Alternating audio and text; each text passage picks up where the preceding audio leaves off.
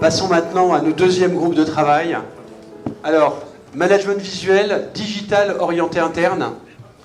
Comme on le voit ici, on va beaucoup plus parler du digital, mais on peut l'orienter en externe, comme l'exemple qu'on va voir de Schmidt Group, qui est vraiment orienté vers le client. Et on peut aussi l'orienter en interne, comment les équipes, comme on le voit sur l'image ici, vont pouvoir plus travailler ensemble, à distance notamment, sur les projets ensemble. Et les questions à se poser, c'est quoi les cas d'usage? Comment on va plus être drivé quelque part par nos conditions, nos contraintes, nos contextes? Comment est-ce qu'on va animer au-delà du digital? Comment est-ce qu'on va pouvoir mettre à jour? Et comment est-ce qu'on va activer l'énergie de l'équipe avec cet outil-là pour que chacun ne soit pas derrière son smartphone ou derrière son iPad, mais soit vraiment ensemble focalisé sur la dynamique de l'équipe et pas seulement sur l'écran. Donc là aussi, on vous propose, dans les groupes, de travailler sur le contexte, c'est quoi le management visuel, qu'est-ce qu'on peut mettre dans le digital, et c'est quoi le focus sur nos objectifs internes par rapport à nos clients internes, par rapport à nos processus internes et tous les thèmes qu'on a vus ce matin. Alors voici la maquette de la réflexion qu'on va vous proposer sur chacun des groupes, d'avoir sur ces sujets. Alors on n'est plus dans le pourquoi, comment, quoi qu'on a vu tout à l'heure, mais on va aller plus loin, le sujet, les propositions, peut-être une maquette visuelle. Donc lâchons-nous, faisons-nous plaisir. Les enseignements, format SWOT, force, faiblesse, opportunité, risque. À toi Alexandre. Merci François. Donc comme le disait en fait ce matin Thierry, pourquoi on fait l'excellence opérationnelle? On le fait pour principalement en fait le client. Le management visuel, justement, qu'est-ce que ça va être justement pour le client? On va le faire pour le client. On va le faire en fait donc pour communiquer. On a vu que le management visuel, c'est la communication. Et après, on va le faire donc de plus en plus en fait digital. Et qu'est-ce que ça va être derrière? Ça va être en fait différents formats. On peut imaginer en fait passer dans la rue, il y a une affiche digitale qui vous interpelle. Hello Alexandre, comment ça va aujourd'hui? Ça crée un petit peu une interaction avec le client. On peut aller plus loin. On va pouvoir en fait utiliser, pourquoi pas le smartphone, pour justement informer le client juste à temps la bonne information. Par exemple, votre information bancaire, pof, il y a un découvert qui arrive, vous avez l'information. Vous l'avez peut-être avant. Donc ça permet en fait vraiment d'interagir avec le client. Et pouvoir aussi derrière, donc il y a des avantages bien sûr. Pour le client, on apporte un service au client. Donc via ce management visuel digital, c'est un nouveau moyen de communiquer. Et également, on va pouvoir peut-être en retirer, puisqu'on le fait pour lui, mais derrière, il faut qu'il y ait un retour justement sur l'investissement. Donc pourquoi pas faire du rebond, en profiter. Donc derrière donc, différents sujets, derrière tout ça, puisqu'il y a la partie technique, intelligence artificielle, big data, et derrière aussi on a des contraintes, la CNIL, la protection de la donnée, donc les sujets de l'actualité. Mais il y a également, donc, je vous le disais, le retour sur investissement. Donc c'est via ce sujet, donc je vous invite donc, à rejoindre donc, les différents groupes pour pouvoir justement échanger sur ces éléments qui sont passionnants. Juste un point en plus que tu as partagé Thierry à la pause, le lien entre l'expérience opérationnelle et le digital, on ne va pas digitaliser, automatiser des gaspillages. Donc les deux sont intrinsèquement liés. Et les trois termes que tu as utilisés, Thierry, c'est standardiser, simplifier et du coup digitaliser après. Donc comment est-ce qu'on peut passer d'un management visuel à la digitalisation? C'est des questions qu'on se pose, que ce soit orienté interne ou externe, les deux enjeux sont importants. À nous.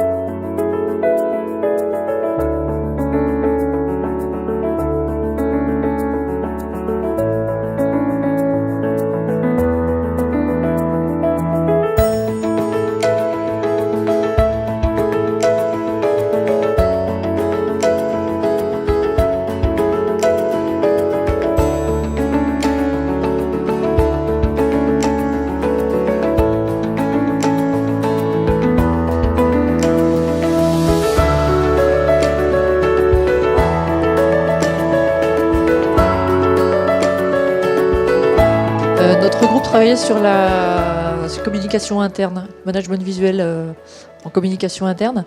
Et en conclusion, finalement, on arrive à la conclusion qu'il n'existe pas tant d'outils que ça pour la communication et le management visuel digital.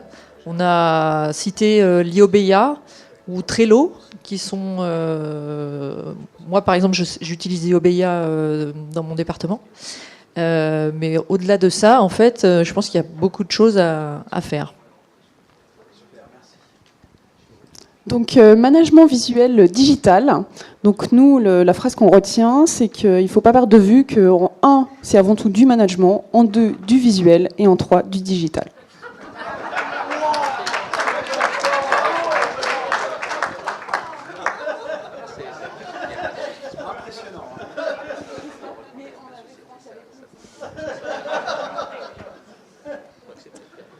Bonjour à tous. Donc nous travaillons sur le management visuel orienté client. Et notre apprentissage, c'est ton avis agit sur ma vie. Très bien. Donc nous aussi, c'était le management visuel externe vers nos clients. Le management visuel réduit le temps de communication et permet une meilleure interaction avec les clients, mais le caractère synthétique et immédiat de l'information est à la fois une force et une faiblesse qui peut mettre en avant quelques dysfonctionnements de l'entreprise. Nous aussi, c'était sur les clients externes.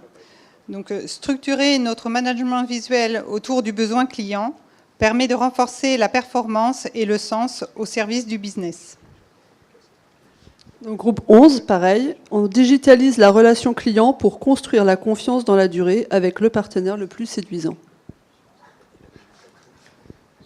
Alors nous, on était sur le management visuel au service de l'interne.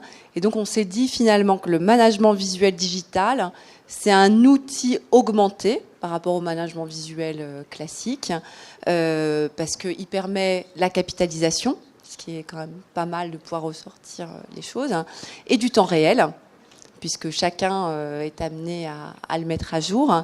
Et tout ça, c'est au service de la performance de l'équipe, par un partage vivant, interactif, collaboratif, et grâce, bien entendu, à un rituel de management. Puisque là aussi, effectivement, nous sommes bien toujours sur un outil du management qui ne fait pas papa-maman. Voilà. Bonjour. Donc, on était sur la problématique interne aussi. On avait la capitalisation, donc ça se rapproche. Pour nous, c'était de permettre à chacun de s'exprimer sur la vision commune en s'affranchissant des barrières physiques dans un graphisme qui compense la perte potentielle de convivialité, plus la capitalisation.